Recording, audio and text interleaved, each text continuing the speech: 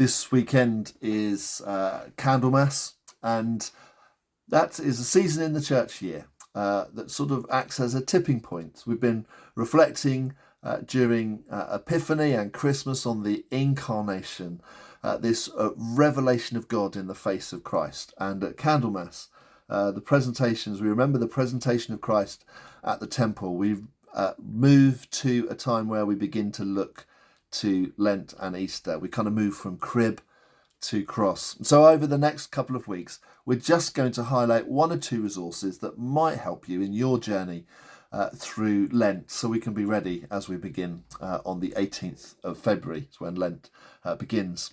And some of those resources are going to include book reviews, and the first one is today. We're going to have three different folk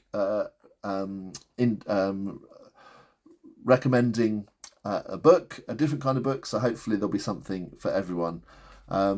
This is called The Liturgy of the Ordinary, Sacred Practices in Everyday Life, and it's by Tish Warren, who's a writer and priest in the Anglican Church in North America. I love this book. I love it. I love her style, which will suit those who love a kind of a poetic turn of phrase, a sing-song kind of prose that's at times beautiful.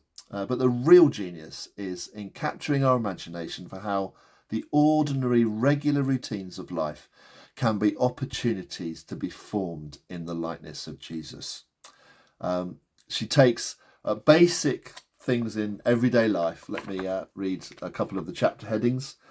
Making the bed, brushing teeth, losing keys, eating leftovers, calling a friend, drinking tea. These simple practices that she thinks about and encourages us to think about, and particularly in the way that they can become a part of our everyday routine that actually connects us to God and enables us to be formed. The principle of liturgy is those routines and practices. It's not just about what we do in church, and we all have regular routines and practices, and they are forming us.